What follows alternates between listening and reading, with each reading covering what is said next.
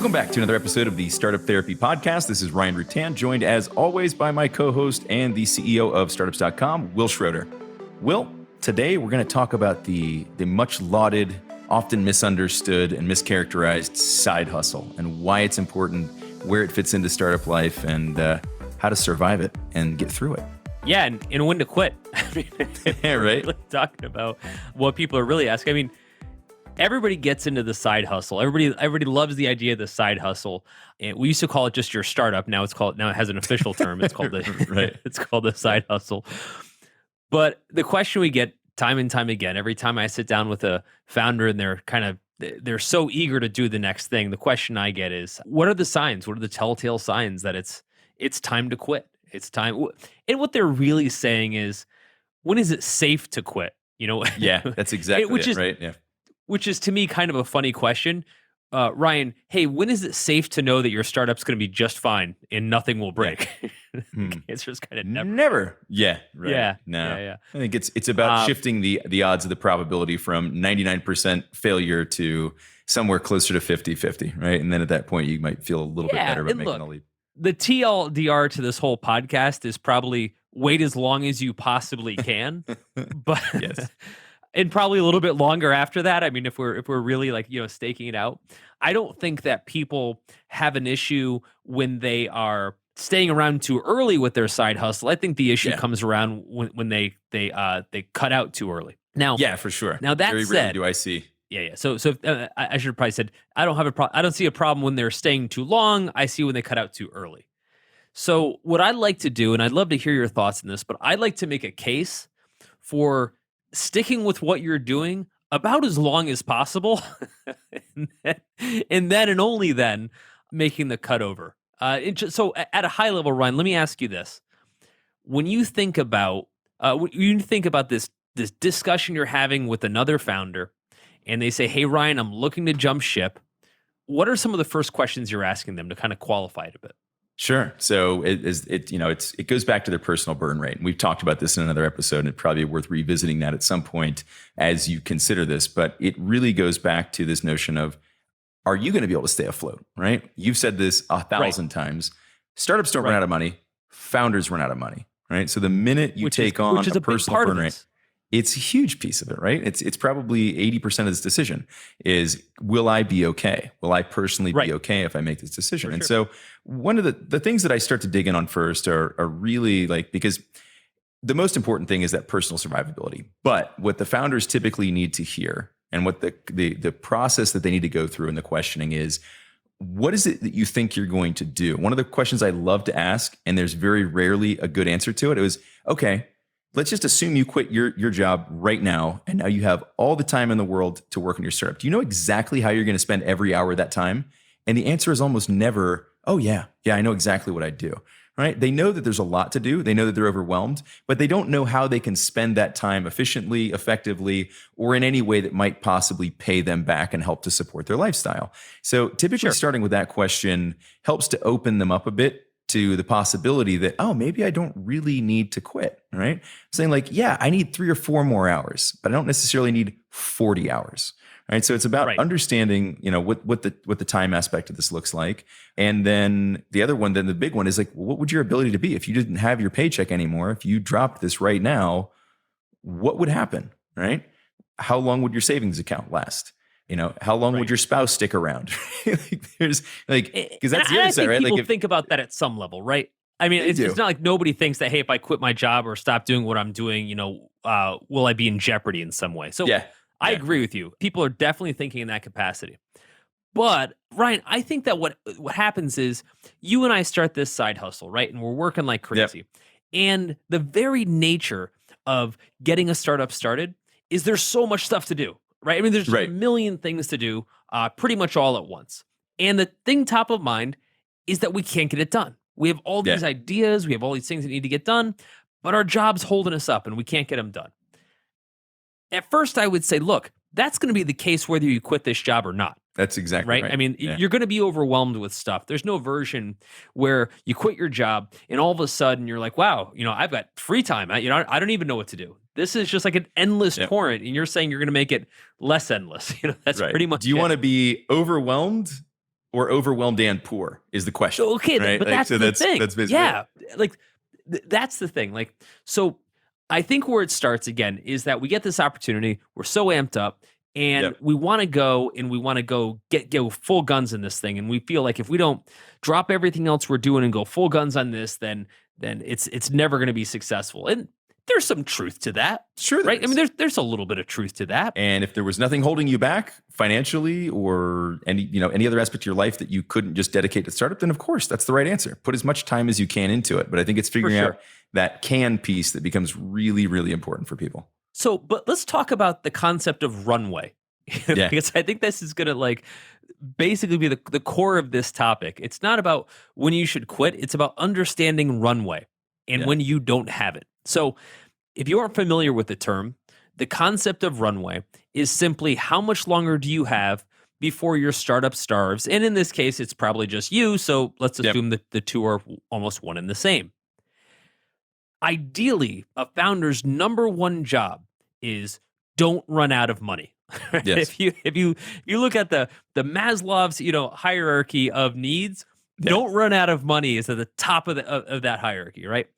And you hear this all the time when people are talking about fundraising or anything else like that. They're just saying, if nothing else, don't run out of money. We're talking about you, WeWork. And so, too soon. What too soon? What we're talking about is, what does your runway look like? Okay. Yep. And so your runway is, again, how much time do you have left in this startup before it runs out of cash? If you stop bringing in or creating whatever kind of cash flow you have right now, you cut off that runway. And so, Ryan, again, you and I are starting this business. We're super excited about our side hustle. And we say if we both quit our jobs, we've probably got 6 months worth of runway, personal savings, maybe a small bit of investment. We got something. But here's the thing, man. When that runs out, this show's over. It doesn't matter how much more time we created. We're done. And so at its core, Ryan, we're talking about a big part of the decision for your personal runway is simply how much will you have if you cut off whatever your income stream or whatever you're doing right now. Yeah. Yeah. Well, the reality is for a lot of people, the side hustle can be almost infinite, right? You can spend as long as you need to, as long as you can maintain, your current employment, your current job, whatever your income source is. That gives you unlimited runway. And there's a lot of power in that. We've talked about this before. It's one of the main considerations in taking on capital, because once you take on capital, you now have expectations. You probably start to hire people. You start to spend more money. And now all of a sudden you have a burn rate and a run rate. There is a point at which your spend will exceed what you have in the bank. And then it's game over, or at least a massive change. Right. And this is so much more serious when you're talking about this at a personal level than at the business level, right? Winding down an LLC is one thing. Winding down your life is an entirely different prospect and far more painful. Okay. So I had a buddy of mine that I met with today for lunch. Great guy. He's running this awesome company. And he had a slightly different condition. This wasn't a side hustle. This is actually his primary gig. Yeah. But in order to keep the gig going, he's got to do a whole ton of consulting. And he's saying, look, consulting at this point for the business is like 6 to 7 months of the business. I can't get my product built right now because doing all this consulting. So the consulting is kind of getting in the way of my core business. And I said, fine. I said, that's fine. So long as you're keeping the runway extended, right? The idea of cutting that off and giving yourself tons of time to work on stuff, but at the expense of your runway, is suicide. It is. And I mentioned to him, the famous examples of folks that have done consulting or something else like that in order to drive their core business. And Basecamp comes up as, one of the most famous examples. Jason and David, rather, spend a lot of time talking about that. How they worked for 10 years doing consulting to essentially get to what was Basecamp.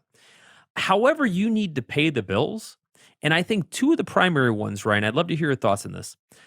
One is going to be from paycheck capital, whatever your current job is now. And the other is customer capital. Yep. Right? Whether that's consulting or new customers from the side gig or whatever, I can't see any reason why you wouldn't stretch those forms of capital as long as possible. What are your thoughts? Having done it and seen both sides of it, I now know that I only have one preference there, and that's to extend that runway as absolutely long as you can, or just to not have a runway, right? Because you can put yourself in a situation where, okay, you can always lose your job. Lots of things can happen, but at least theoretically, there's no end to that road. Right. You can keep Correct. that going, as you said, whether it's customer capital or your current paycheck. And honestly, it's a great piece of advice, and it's a great way to start to transition out of the job and into the business, even if it's not the full step, is through some sort of service-based proxy. And I talk about this with founders a lot, and they're like, well, but I want to build software. And I said, yeah, software is expensive. Software takes a long time to build, and you won't be sure if it's actually going to solve the problem. It's risky. Whereas you can build the service proxy, run consulting, do the process manually. Sure, it's not as efficient. Sure, it's not as scalable. Who cares? You're going to build a better piece of software in the end if you ever do, and you won't have to give up income in the short term. So yeah, I think there's a lot of things you can do. And, people tend to hate half measures just because it sounds like a bad thing. But honestly, in this game, if you can take a half step and plant it firmly, as opposed to taking a full step and falling on your face, I'd go for that every time. Well, there's another piece to this, and I don't want this to get overlooked. Customer capital, paycheck capital, whatever you call it, is non-dilutive. Right? Yeah, it's the best capital ever, right? Yeah, exactly. You're taking on cash without having to take any dilution whatsoever. And so if the trade-off there, in my mind, if the trade-off there is going to be, I've got to spend 18 months taking paycheck capital, customer capital, whatever it might be, or I can raise the same amount or use the same amount of time in, say, 3 to 6 months where I can be fully focused on the product, I'll take the latter every day of the week. Now, there's a lot of folks, investors mainly, that would challenge us on that notion and say, no, if you're committed to this business, if you're going to go all in, don't mess around, etc. I think it's worth exposing some of the caveats in that case. Some of the caveats are, if you raise money from an investor and you go all in and the money runs out, you're just done. Like, the investor's going to keep on making more investments. They're going to keep doing what they do, but you aren't. You're going to be out of a job, out of money, and out of a company. I love how cavalier investors are about how committed you should be, when they, on the other hand, have the optionality of just getting in and out of investments. It blows my mind. Yeah. So I don't even think this is necessarily a conservative approach, if we look at it that way. If, the way Will and Ryan are talking, you're going to keep your job, or you're going to, keep your customers going with consulting contracts. That's a conservative way.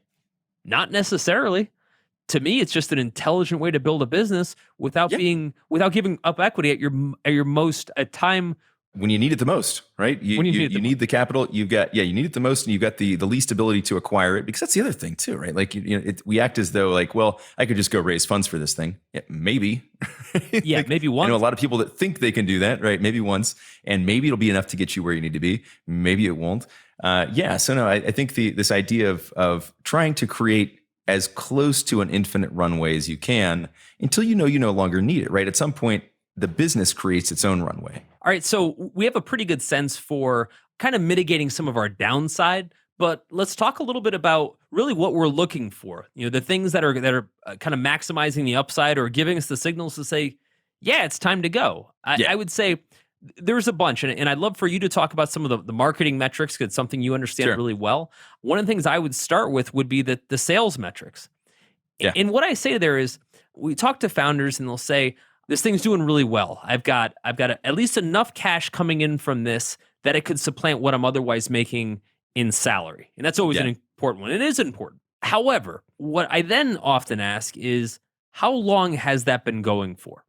And I'll usually get an answer, something along the lines of, well, as of this month, we're positive. As of this month, we've got a big enough sale, like an enterprise sale, or we've had monthly recurring revenue or something like that. That's kind of, got us to that level. And I'm like, hey, that's cool. But how long has that been persistent? Yeah. Right. And we love to take our best month ever and multiply it by forever. We're like, well, it happened once, but now we'll just keep doing that forever. Yeah. Here's how startup revenue actually comes in a big blast all at once, and then an absolute drought for a lot longer than you ever expect. Yep. And then a trickle, and then more drought, and then a trickle, and then more drought. It's insanely variable. It's no matter how many startups I look at, no matter how many startups I've been a part of, we all have some part in the business where it's just this absolute flood of great sales and great activity. Often it'll be something like you just launched the product, you got a bunch of media, a bunch of traffic or something like that. You got a bunch of sales, and things look great. We can't even keep up with sales. And that sounds awesome. What's missing from that equation, that discussion, et cetera, is how long can you sustain that? Yeah. And what you'll hear is, well, I can't sustain it because we can't fulfill because we're not full-time on this thing, et cetera. Right. Every time, I would rather be super back-ordered on everything that I've been, on all my customer orders, than have to be the opposite, which is we're all fulfilled and we got nothing to do. Right. We filled both those orders from this month. Yeah. Exactly. I want to create backlog. I want there to be customers saying there's far more demand than I can, have for capacity. I want that for as long as possible. In fact, I want it to the point where maybe I have to turn away some orders. And that may sound ridiculous. But the one thing... It's a good problem to have. It is a good problem. And I don't think people are used to that because we think very linearly. We think, okay, if the orders are coming in now and they're coming in at this amazing rate, then it must mean that rate will continue. Yeah. And if you've never done this before, if you've never done a startup, the one thing you can be absolutely certain of is it won't continue at that rate. At all. You just can't see around the corner. Yeah, for sure. And so we used to go through this a lot at the agency in professional services. This is almost the hallmark of professional services. Yep. It looks like this. You get a big new client. You are way understaffed. You're way under-resourced to possibly service that client. So all you can think of is we have to hire people. We have to go find contractors, partners, et cetera. And you just have to be able to fill that back end because this is the order that's going to start to redefine what all future progress is going to be. No, it's not. Right. No, it's not.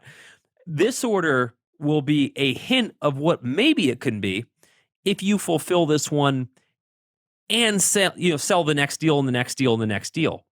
But until you can create a consistent pipeline that can persist that line going up and to the right, you have basically a blip and not a trend. Yeah. Yeah. And I think there's a lot of things that cause this, right? If we look over to the marketing side, then it's things like how certain are you where your sales are coming from? How are you generating this traffic? Do you have a reliable means of continuing to do that? And you said, in the beginning, often you get this blip of sales that may be around launch. There's also something that happens, depending on the size of the market you're going after. There's almost always some niche market. Like there's always some like early customers, like your early adopters, which I would treat differently than early customers, right? Your early adopters are people who are typically looking for the solution in a way that other people aren't, right? They're voraciously searching for a solution to this problem. They need it. And so they're likely to adopt at a much earlier stage, be willing to pay more and those kind of things. And so as you work your way through that super high engaged population, then you may find that it's harder to continue to repeat that, right?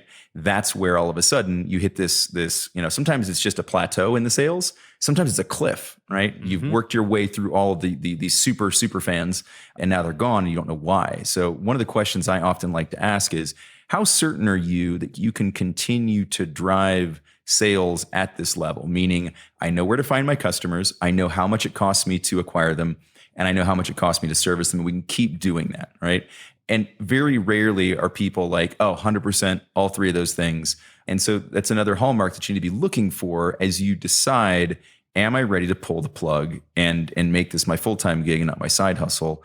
These are really important factors to have nailed down and have some certainty around. Yeah. And so what we're talking about is, do I have sustainable customer acquisition? Yep. And here's the problem. You kind of don't know until you don't have it anymore. Right. So it works until it doesn't. Here's the most popular sequence that I see. Startup gets started. They have a big announcement. They get a bunch of early adopters, which is fantastic.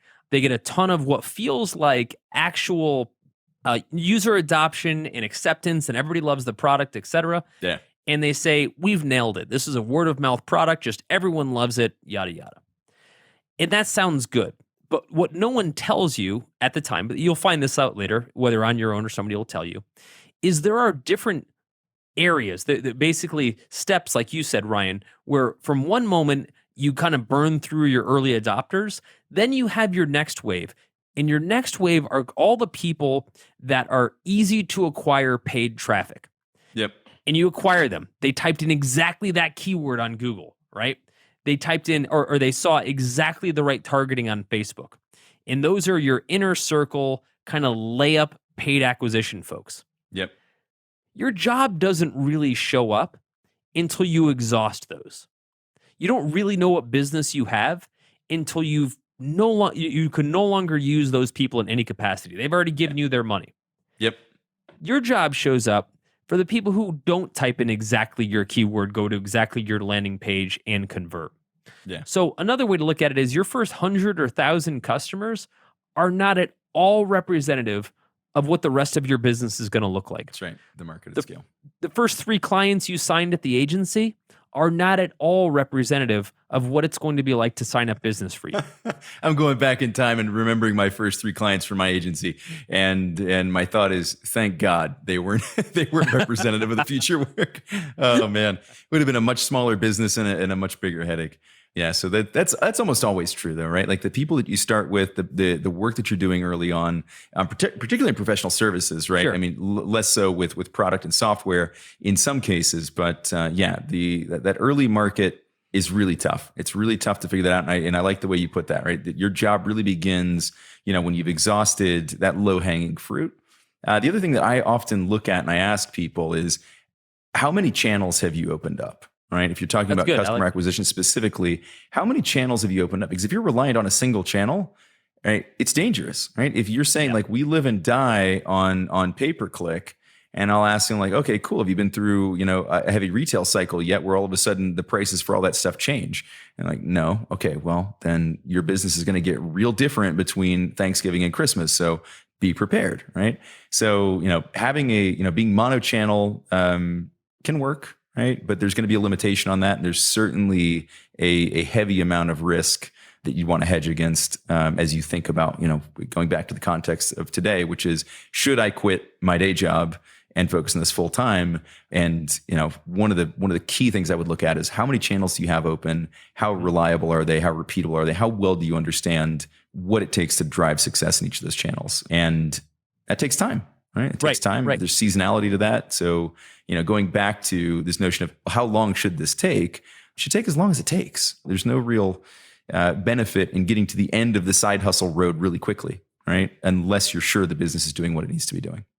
Okay. So we've talked about a few things then, Ryan. We've talked about, let's drag out our customer capital, our paycheck capital as long as possible. Yep. We've talked about, let's give ourselves just a minute to make sure that those blips are actually trend lines. First customer we sold, or that customer acquisition spree that we've had, that there's actually some way to sustain that over some period of time. And I think as we said at the top of the show, I think the one strategy we want to impose in every case is going to be, give it time. Yeah. Right? Give the side hustle some time. However, let's talk about when it's no longer time to give it time. When it being a side hustle is now an impediment to this business actually running. Yeah. When you talk to founders, and we talk to thousands of founders, when you talk to founders and you think it's probably time to make the jump, what are some things that come to mind for you, or things that you've seen where you feel like, yeah, you know what, you should probably be doing this full time? Yeah, there's a number, all right, and they tend to be highly contextualized to the business. So I'm searching now for generalities, but I would say one of the generalities is that you've got a stable customer base, like we talked about, right? And you're starting to lose out on your ability to. So let's say we use your example from a few minutes ago. You're now turning away some orders, right? When you start turning away orders on a regular basis, if this becomes a repeatable thing and you know what the return on those is, there's a pretty easy calculation that can be done there to determine whether it's time or not, right? So that's a pretty simple one. One of the others, and I've seen this happen, where the business grows and the founder keeps this going as a side hustle, but the business has actually started to do well enough or necessitously has hired people. Right.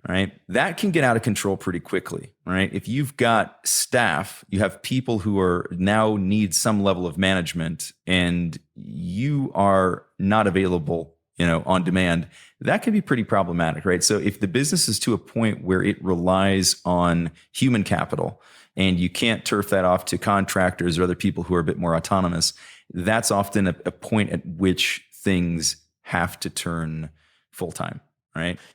But again, not without some of those other metrics being in place, right? That's not like to say, oh, well, I hired a bunch of people and I'm burning through my savings and I have to quit my job so I can go manage them. That's not what I'm saying. I'm saying if the other factors are holding true and you're thinking that maybe it's time to do this from a managerial perspective, that's often another trigger.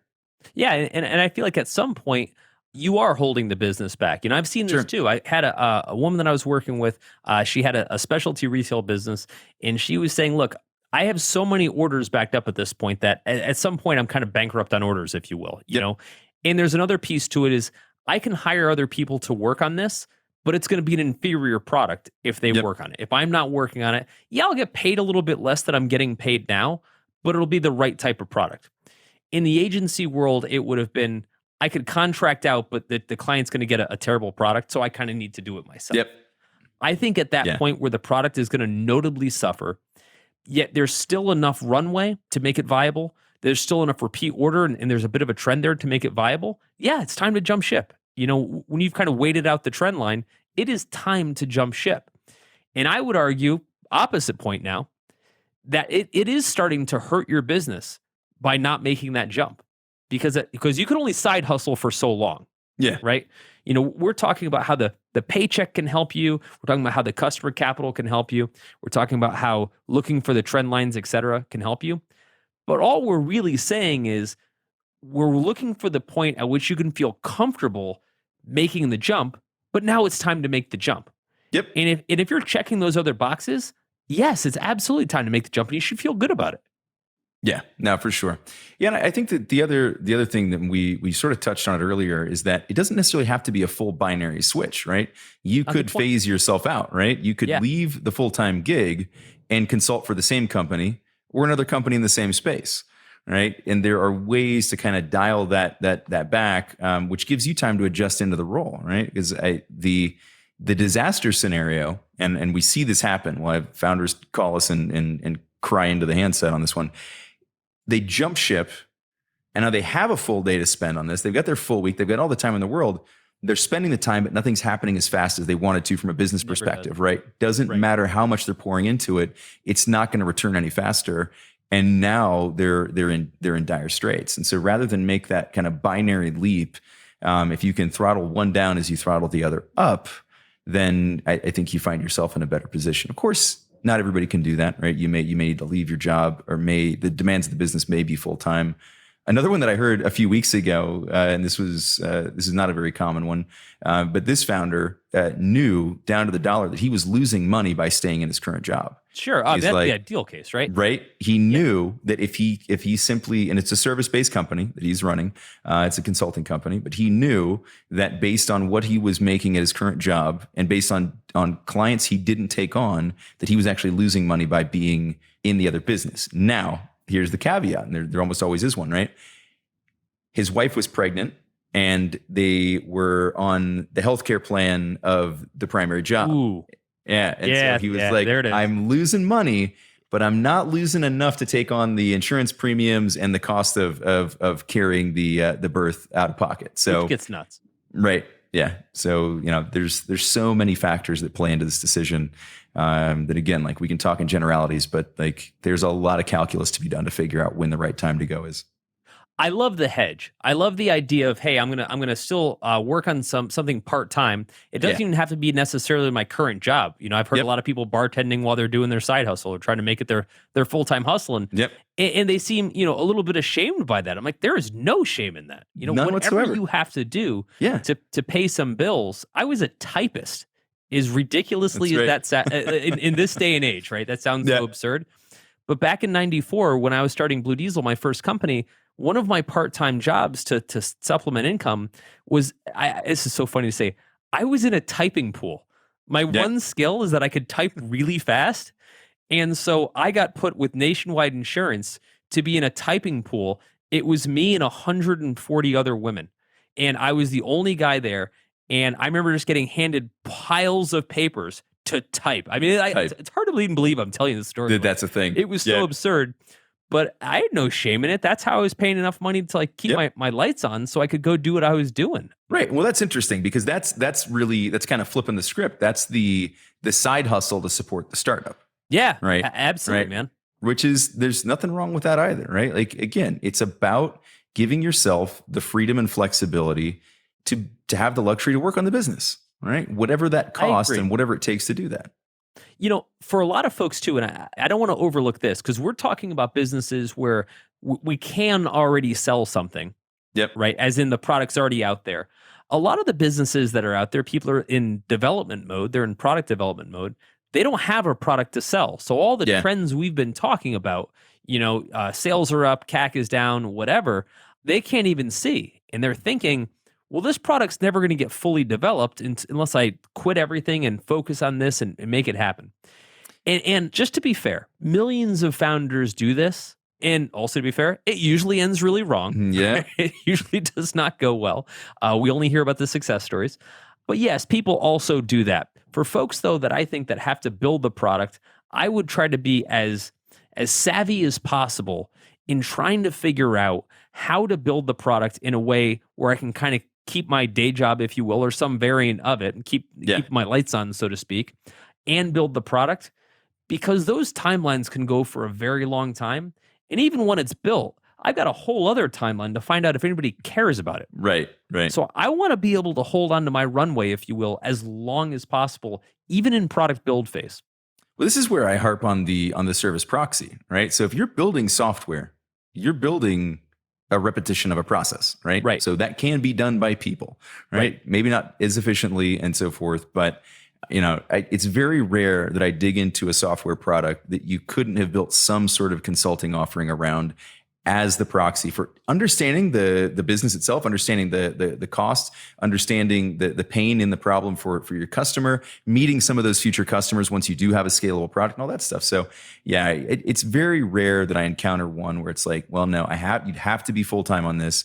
You're going to have to spend a year building before you make any money. You're going to have to take on capital to do it. Like, there's just very few businesses where that's actually true.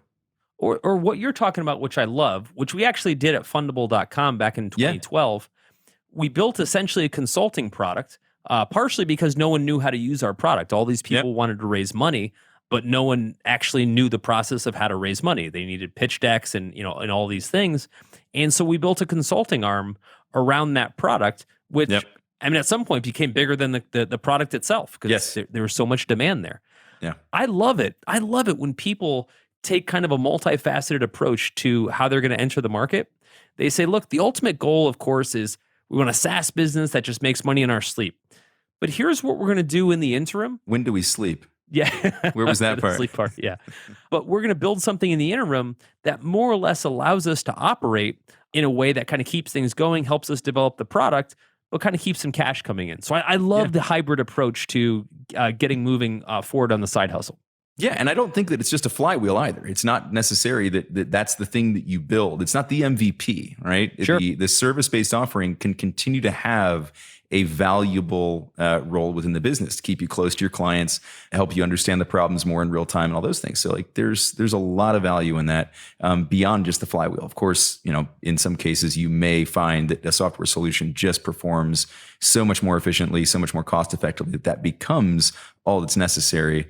But there's still no shame in starting with a service-based offering so that you can be getting paid right from the beginning. Use that to learn, use that to direct the build and to fund the whole damn thing, right? Nothing wrong with that at all. Okay, so Ryan, if we recap this out and we say, what are the things that I should be paying most attention to if I'm looking to make my side hustle my full-time hustle? First thing we talked about, runway. Yeah. Keep it as long and infinite as possible. If that means your current job, your current paycheck, awesome. Do that as long as you possibly can, probably longer. And if we're really being honest about it, customer capital, any kind of early customer capital we have, whether it's from consulting like we just talked about, or anything that we can do to kind of keep customers paying us, non-diluted capital that could last as long as we can keep shipping the product. Awesome. Let's do that for as long as we can, even if it's not exactly the way we want to make money long term. That's it. Even if we can transfer that later, that's a great way to get started for now. The second point we made was talking about trend lines. We want to make sure that whatever we think the trend line looks like now, that it's not a blip. Because if we get a huge number of orders, a huge surge of interest this month, just hang on a second. Yeah. Right? Let's just give it a month. Let's give it 2 months. Let's give it 3 months. 3. Yeah. If after 3 months, and your mileage may vary, everything still looks great, cool. If after we've already exhausted our first round of customers and now we're doing paid marketing and it's backing out and it's working great, cool. Those are trend lines. We can get behind that. Just don't get stuck. Don't get tricked in the it happened for a second, so now it works forever kind of mindset. Repeatability, sustainability, there's key. Without that, you do not have the information you need to make this decision accurately.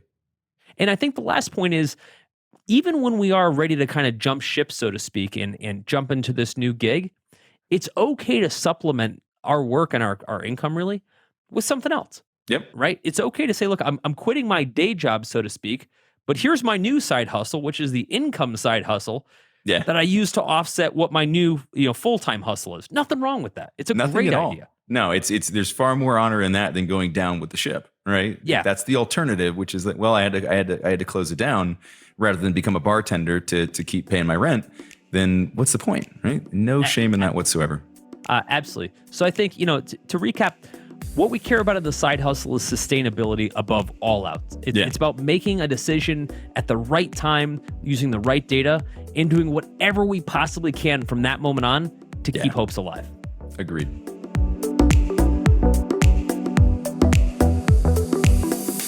That's a wrap for this episode of the Startup Therapy Podcast. This is Ryan Rutan on behalf of my partner, Will Schroeder, and all the Startups.com family, thanking you for joining us. And we hope you'll continue to join us. Be sure to subscribe, rate, and comment on iTunes or wherever you love to listen to Startup Therapy. You can find all of our episodes at startups.com/podcast. If you're looking for more amazing resources to launch or grow your startup, be sure to head to startups.com and check out Startups Unlimited. It's everything we have to offer, from our online university to our amazing community of experts and founders, and even all the tools we've built like BizPlan, Fundable, and LaunchRock. It's everything a founder needs. Visit startups.com/begin. That's startups.com/BEGIN. You'll thank me later.